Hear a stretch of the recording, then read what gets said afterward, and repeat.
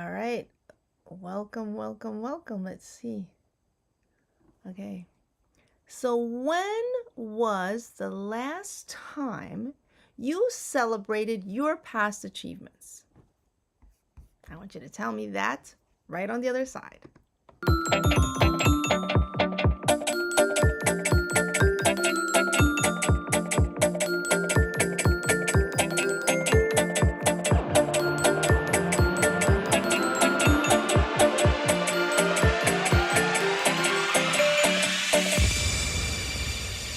Okay.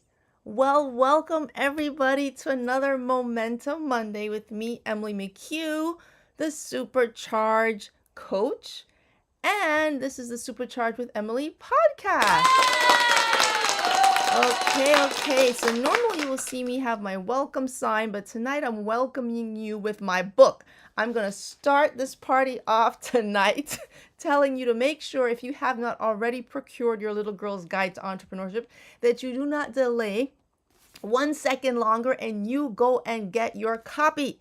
This is a reference book that I wrote a few years ago now that is a wonderful guide for your entrepreneurial journey. And I want to encourage you to go get it on Amazon. And so tonight we're talking about celebrating you.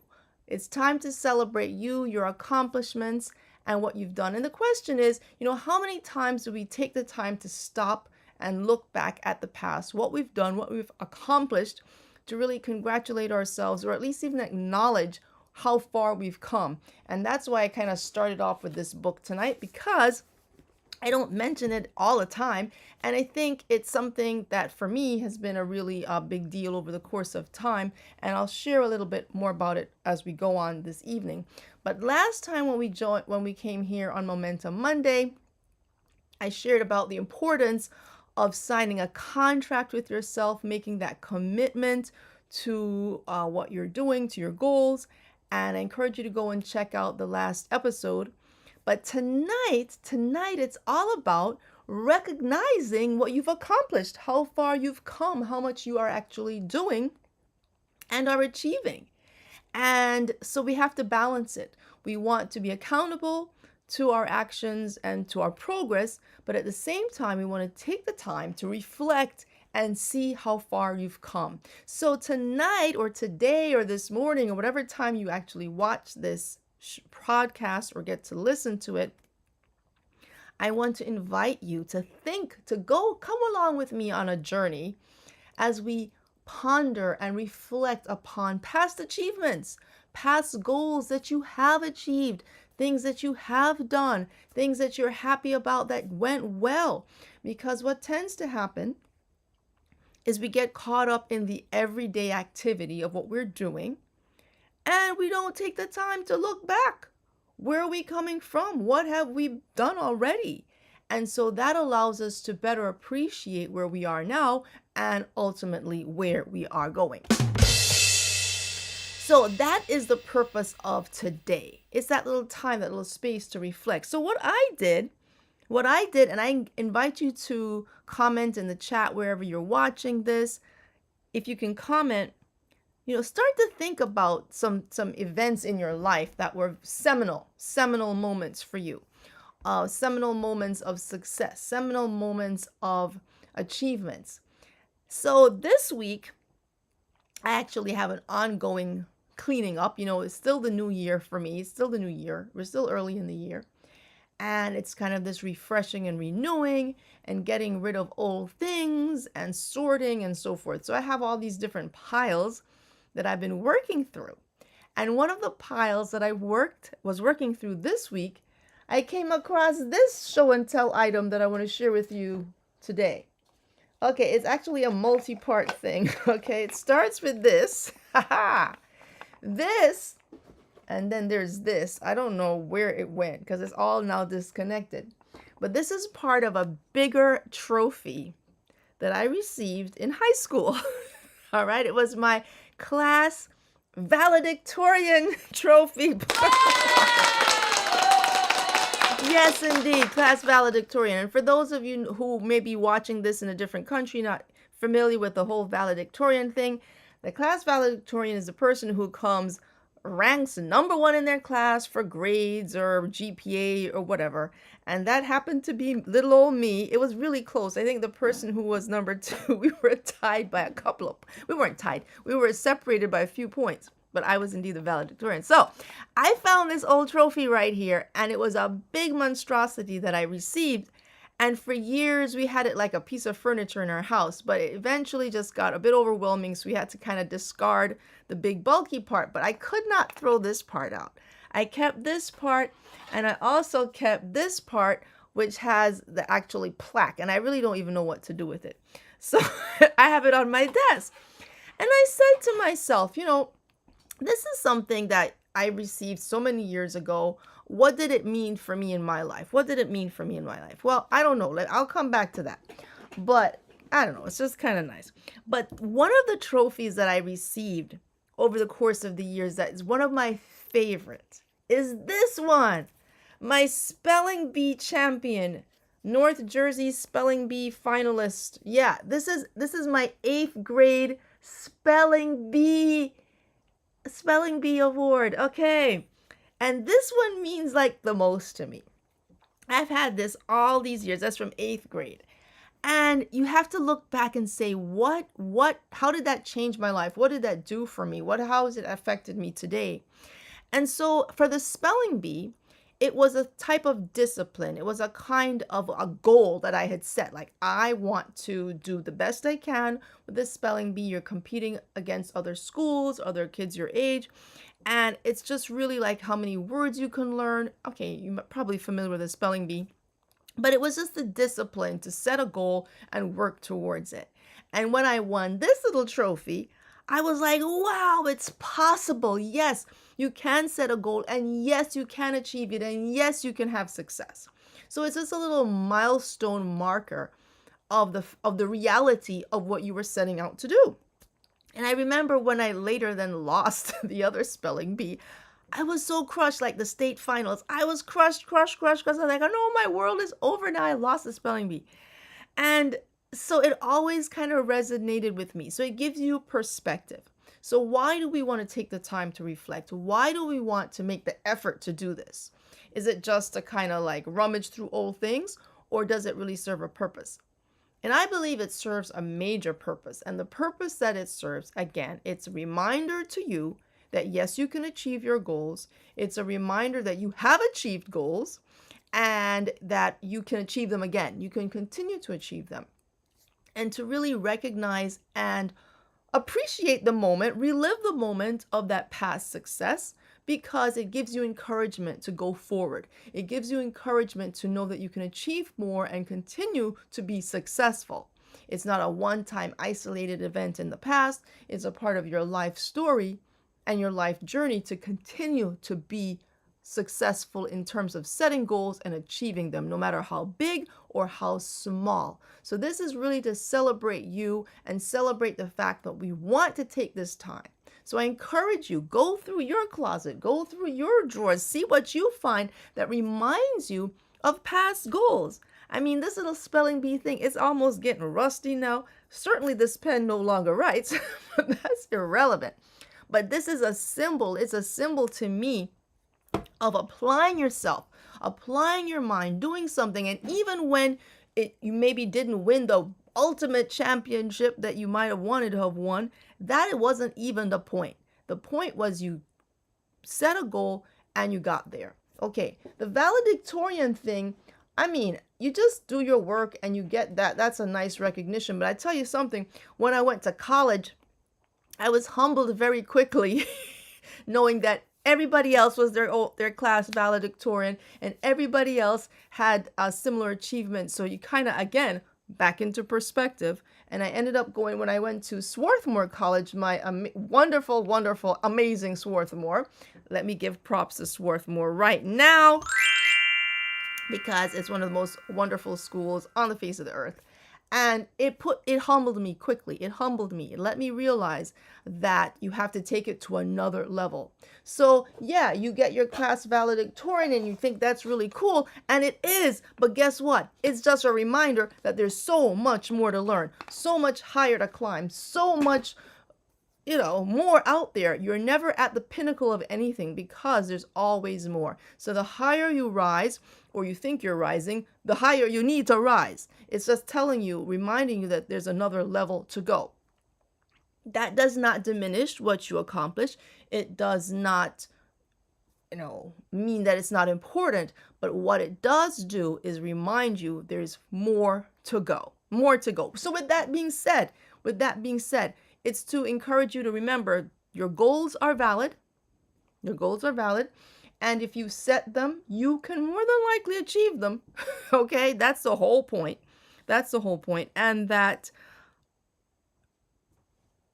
take the time to just pat yourself on the back every now and again. It's not about getting a puffy head. It's not about becoming prideful or any of that type of a thing, which a lot of people are concerned. Oh, well, I don't want to be, proud, or I don't want to be conceited. Well, we all know the difference between pride and conceit and all of that. But there is a time and a place for congratulations. There is a time and a place for acknowledgement. And it's important. And most of the time, we're so busy looking at the next goal and the next thing that we just kind of relegate past activity and past efforts to, oh, well, that doesn't matter now. But it is cumulative. The effort you take to win your spelling bee is the effort you're going to take and apply to your business. The effort you take to become your class valedictorian is the same effort that's going to translate into being diligent about your business. And it encourages you to know that you do have what it takes in terms of the discipline, the diligence, the persistence, the resilience, and all of these attributes that are so necessary to enduring success, not just temporary, short-term, one-time events, but it's a trajectory that you take throughout your life to move yourself forward for an ongoing practice of accomplishment of goals that you set, however large or small. And I am doing a bit of reiteration today, a little repetition, because I really want to impress upon you how essential it is to take this time aside.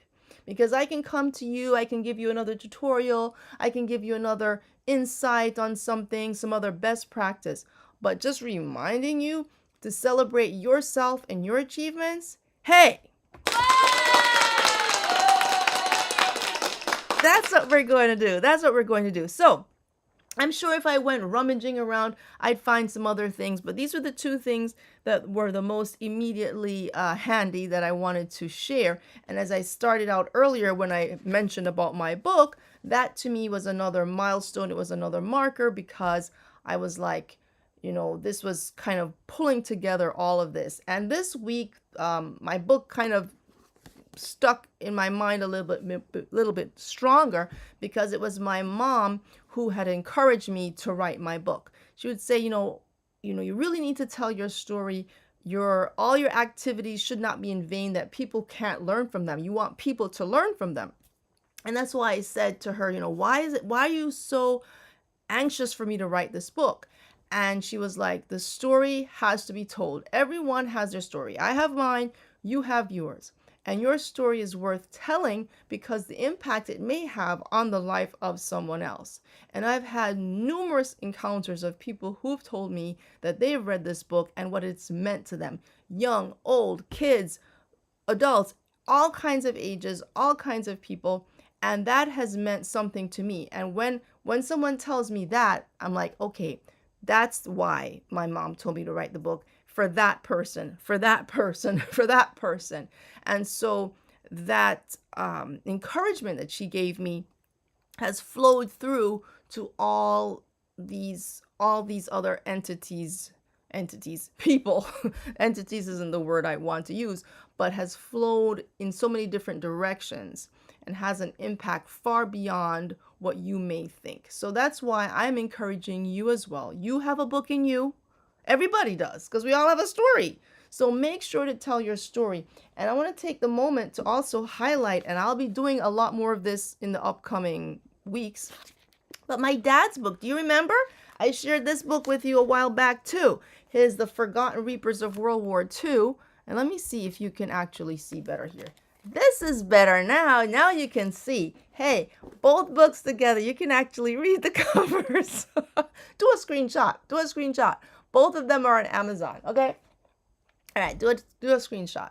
So let me share a little bit about my dad's book. This is also a testament to writing your story, telling your story. And I've shared this a little bit before, but I want to highlight it again because this is the second edition of his book. The first edition came out a few months ago, and now this is the second edition. I mean, it's the same story, but some updates and some additional things that have been done as far as the layout of the book and everything.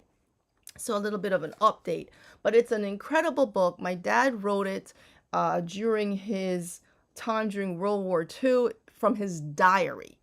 He kept a handwritten diary throughout his entire time during the war, being in the United States as a farm worker from the island of Jamaica, along with other Jamaicans and other people from the Caribbean and other parts of the world who came to the U.S. to reap the crops when the soldiers were away, or most of the men were away being soldiers in the war, and the crops were there lying fallow, no one to reap them, and people couldn't eat.